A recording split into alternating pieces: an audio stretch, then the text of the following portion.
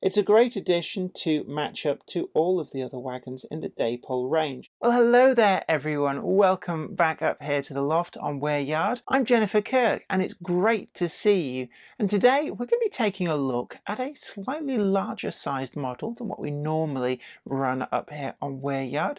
And thanks to the generosity of Dapol, who sent on over one of their Conflat wagons in O gauge, we're going to be taking a look at the senior scale. Now this is a model which I'm a big fan of in 00, so it's really nice to see it scaled up for O gauge. And well, does it compare to all of the other O gauge wagons and locomotives that Dapol have been treating us with over the last few years? Well, keep watching and let's give this the full scrutiny.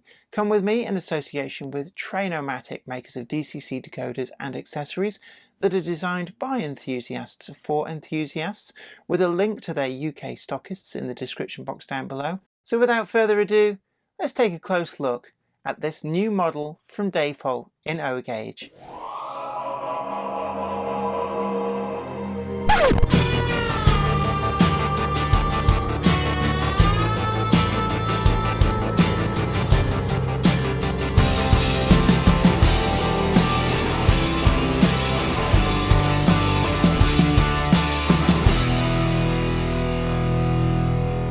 Before Dapol brought out their acclaimed Southern Railway pillbox brake van in O gauge had very much been the senior scale, very expensive for anybody wishing to get into it, and also in the main it was a case of kit building, or at the very least getting brass outline models from China and then having to paint them yourself, and of course painting makes or breaks a model. Once that Southern Railway pillbox brake van was on the market, it was very quickly followed with a range of 5-plank and 7-plank open wagons and that Terrier locomotive, and Dapol have gone from strength to strength since then. And one of their newest releases is the Conflat wagon, and they've very kindly sent over an example for review in this Great Western Railway livery. So this is the Conflat A, way back in its very early guise with the Great Western Railway, catalogue number of 7F-037-007, and this is the GWR Conflat 39410 with the chocolate container on it for furniture removal. Now these very much were the predecessors of containerisation, and the railways, all four of the big four, very quickly realised that this was a very efficient way of being able to move goods literally from door to door with the minimum of handling, because handling was where damage would occur, pilfering was possible, and just generally it slowed down the whole process and increased dramatically the amount of manpower required. With these containers, it was just simply a case of hook up to a crane in the goods yard, take it off the back of a horse and cart or even an early lorry, load it onto the wagon, take it to the nearest railway station, then lift the container off again onto a lorry or a horse and cart even, and then take it straight to the door of the customer. And that was a great boon in a number of different applications, not least furniture removal. If you wanted to move house for whatever reason up and down the country, really the only way that you were going to get your furniture there was in one of these. If you'd have sent it by road, well, it would have taken forever and probably cost a huge amount more. At least with this, it meant that it was very quickly able to transfer from where you loaded it at your first house to where you'd moved to, and indeed you'd probably follow on a railway train to the station and arrive in time to see your furniture arriving at your house. Now the containers were also useful for general merchandise, and they also had some insulated varieties for foodstuffs too, and later on also saw more specialised containers for bulk powders, things like cement, all manner of different things, and it really was the forerunner of the ISO container. Now, I've seen online a number of people querying about some of the numbers that have been applied to the later BR liveries of this wagon, and what I can say is that they are all accurate. Now, Dapol seem to be very good at finding the more unusual livery examples, and they do verify them with photographs. So if you see a wagon, you think that's a very strange way of numbering it. I can tell you now, Dapol have a photograph of that wagon in that livery, and that's what they're working to. And subsequent debate online has proven in every single incident that the wagon that people have questioned the authenticity of the livery is correct. Certainly when British Rail was formed from the Big Four, British Rail did value the containerization. They could see that it was part of the future. They built a lot of wagons, and they chose the Great Western Conflat design over and above those available from the LNER and the LMS. Simply because they decided that this was the best design to standardize on. And what Dapol have done is that they've chosen this earlier design because it means that they can release it in the Great Western Railway liveries, suitable for travel anywhere on the Big Four. It is a very versatile wagon. Now, BR went on to build somewhere in the region of 17,000 plus of these wagons, although they didn't have a huge long working history, because as the ISO containers started to appear, these did get superseded. So the railway clearinghouse design fell by the wayside, and an awful lot of the BR built Conflat wagons actually only ended up with a lifespan probably of 10 years. And by the late 1970s, all of the Conflat A's had gone. Although a number of them did find further use in engineering use, being used to carry wheel sets, for example. But also they did tend to lend themselves to being used as shunters, runner match trucks to go with things like the Class 3, Class 4 diesel shunters, in order to make them reliably trigger track circuits so that they didn't just disappear between sections on the signal box's display. This particular wagon in the earlier of the liveries is the Great Western Railway, sort of grey. It's almost like a slate grey. The lettering on this is exquisite, and there is a lot of lettering. We've got the number, the GW, and then the 12 tons with that rather ornate writing on there. The tare weight was 6 foot 100 weight. The container itself, the printing on this is really, really crisp.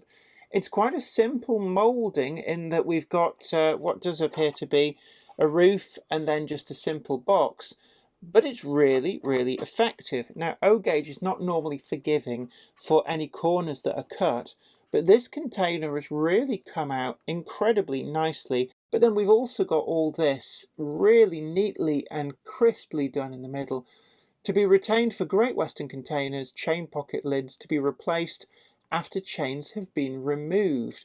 And the chain pocket lids, I believe, are these representations here, and that's where the chains that would secure the container would live when the wagon was being moved without a container on. So those chains would always remain with the wagon.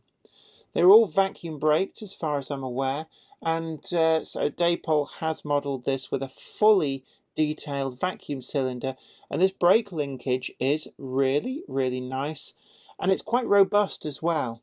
We've also got the stretcher bars between the W irons. It's something that's missing on smaller scale models because they do tend to be quite flimsy. On this Dapol model, they've been moulded in a flexible, springy plastic, which does mean that they do withstand a lot of knocks.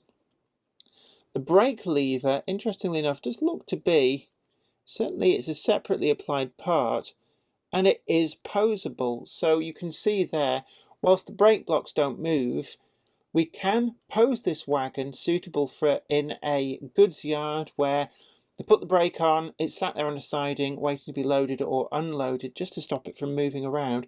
So fully posable, and that is a nice touch. They are quite robust, just a little bit fiddly to get it over that lip, and then it just rotates down, so fully on and fully off.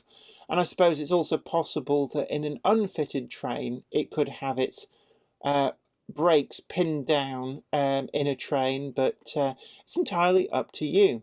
They come from the factory with these instanter type couplings, And these are really nice. They are metal, they are fully functional, and the draw hooks are spring loaded just like the real thing. And underneath we do have that representation of the mechanism with the spring and the bars underneath across the chassis, but the actual spring mechanism in model form is contained within these two discrete areas at either end. We also have the vacuum pipe factory fitted, again really quite robust, and you can have that fitted and use the instanter couplings. The buffers, turned metal, sprung loaded, and these are essential in O gauge because the way that these wagons and the locomotives do run with the prototypical couplings, they tend to run buffer to buffer, and that spring loading is essential. So whereas I'm not a fan of it in double O gauge because the way that the couplings tend to be used in that, I am a fan of it in the O gauge models where it does become quite essential. The chassis detail is really nice. You can see there's a lot of metal in this construction. I can feel that the chassis, it's a lot of weight as well, feel in my hand there. Even when running without a container, these are very stable wagons. I do like the spring detail and all the gussets on the chassis, and some very quite subtle rivet detail all the way along the side. We also get these really quite nice hooks, and I'm just going to see if I can, there we go, you can just see there, these hooks are for the chains to hook onto. Now I'm going to turn to these. We get these as a plastic part on a separate fret. We get 4 of them, but because they're a plastic part you have to carefully remove. I would say that you would have to permanently glue the container on to make the most of them. And it's something that really, that's a decision for the consumer. And it's not essential if you just want to run these, you're not too bothered. Then I have to say the container does stay put on the actual Conflat wagon. There is a lip. Gravity is your friend. It's not coming off in regular running. Just as in double O gauge, there is a wagon from another manufacturer, the Conflat A, with containers, and none of them are secured, and I have not had a single issue in all my years of running them, so I've got every faith with these. The container does fit nicely into the well of the wagon. It is a plastic moulding with a separate roof. It's also quite possible here that I'm guessing that if you pull the roof out, you could glue a magnet to the underside of the roof. You'd need to glue the roof on just to make it secure, but it would then be possible to use a crane and magnet system to actually make this able to be loaded and unloaded from the wagon, and really does add a really great aspect to any model railway. The wheels themselves, we've got the 3-hole disc wheels, very free running, turned metal, and they do add a lot of low down weight as well. The actual suspension has a degree of motion to it, so that these do tend to follow the tracks very smoothly. When I had this example running, it ran incredibly well on my very small O gauge diorama model, and I had no problems whatsoever. It's a great addition to match up to all of the other wagons in the Dapol range, and certainly this, a very common prototype, will be a welcome receipt to all O gauge modelers. They're available in liveries from Great Western, of course suitable for running all over the British rail network, so you would see these regardless of which railway company you were modelling, right through the British Rail period, and some of these were quite late survivors, coded FAV. They also passed on into engineers' use, and in yellow and black chevrons they could also be seen with something like a Class 3 shunter into the 1980s as a match truck for triggering track circuits.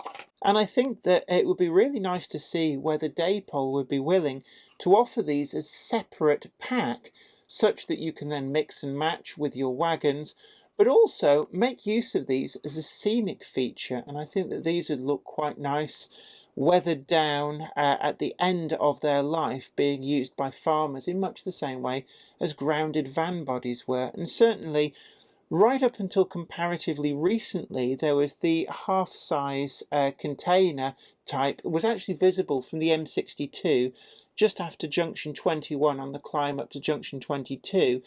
There was one of these containers in a field there for a huge length of time that I remember up until comparatively recently, and I suspect that it has found its way to preservation at last. The hooks on the side, all part of the moulding, but again, really nicely done. And I'm a big advocate that if detail can be moulded on, but not look obvious and glaring that it's moulded on, then that is job done. This is what design clever should be.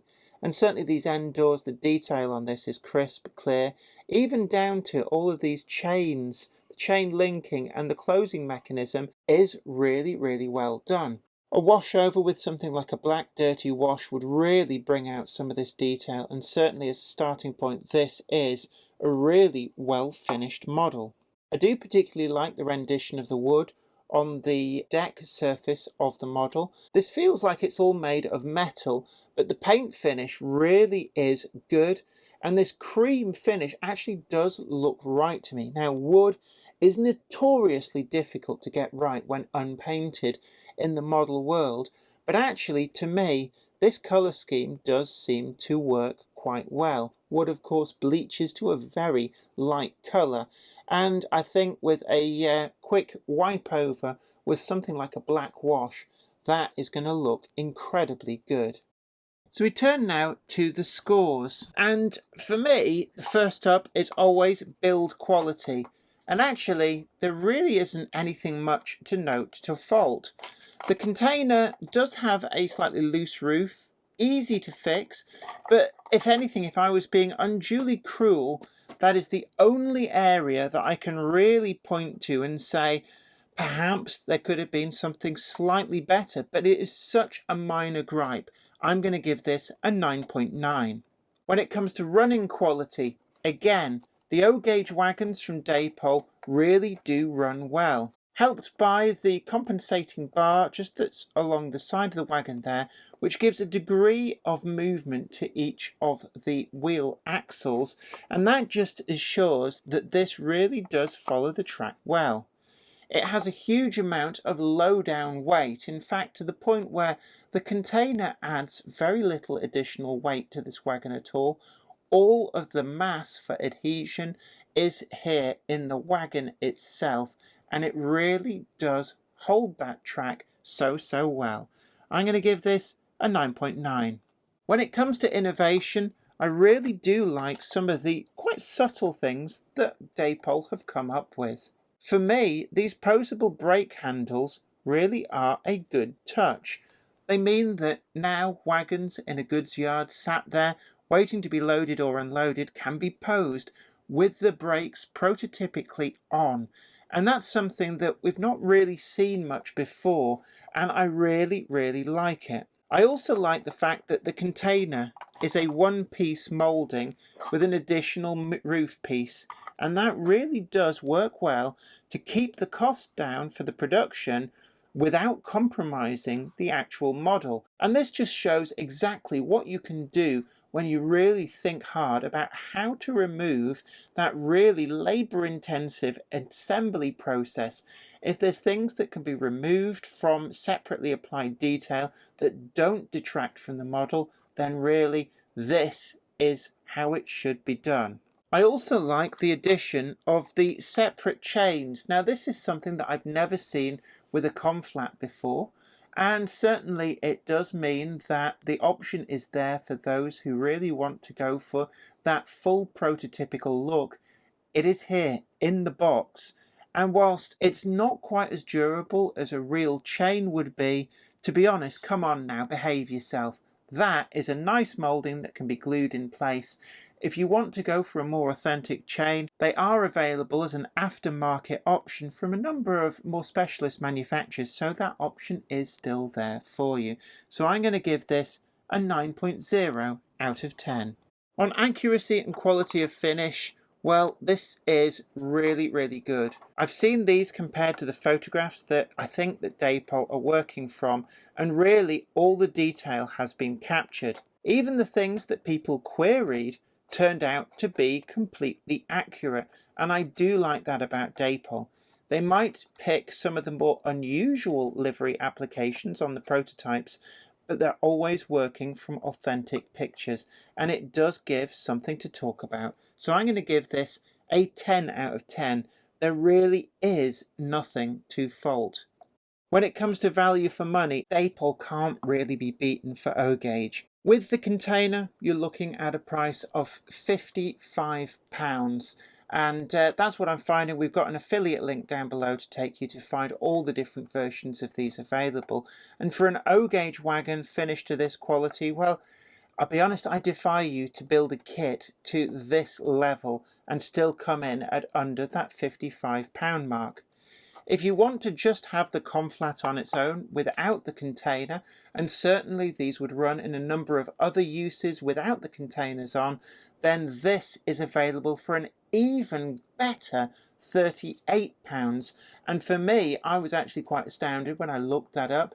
I thought there must have been a misprint, but we've got them at the affiliate links. So really, these are one to watch, and I have got no qualms at giving this model a 10 out of 10 for value for money. And that gives us a final total of an amazing 48.8.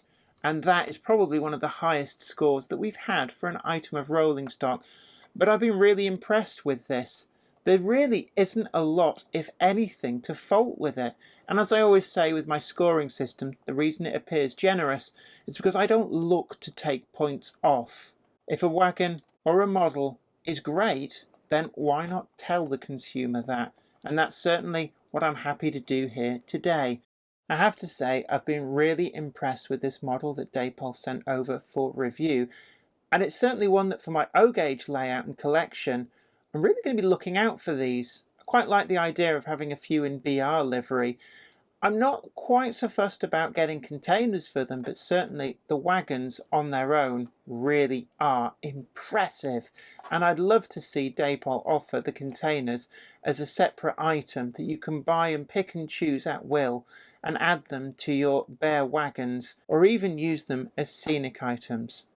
Well, I hope you really enjoyed that video, and don't forget that we've got an affiliate link down below in the description box that takes you to Rails of Sheffield, where you can find these models and all of the other livery options at a great price that we believe is the best on the market. Don't forget to tickle that like button, share and subscribe, and also leave a comment down below. I'd really love to hear from you and just gauge what you think about this model. And it's always really important to hear what the wider community does think of the items that I review. And do you agree with my scores, or is there something quite glaring that you think that I've forgotten? And certainly on previous videos, I am very, very grateful for a few people who've pointed out things that I missed in the review. So this is a great opportunity to share what you have spotted with everybody else. But until next time, do take great care of yourself, and I look forward to seeing you back here on the channel. Until then, happy modelling. Take care. Bye for now. Today's video is sponsored by Trainomatic, makers of DCC decoders designed to be fully compatible with every manufacturer's locomotive. Visit train-o-matic.com to browse the full range and see what they've got suitable for you.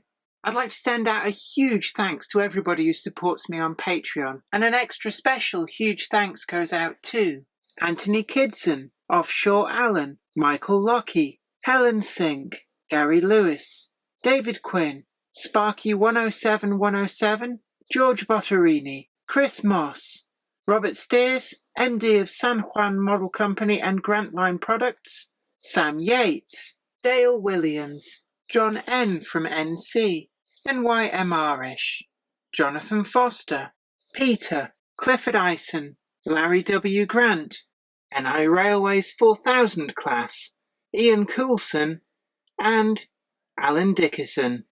Thank you. Without you guys, I couldn't do this.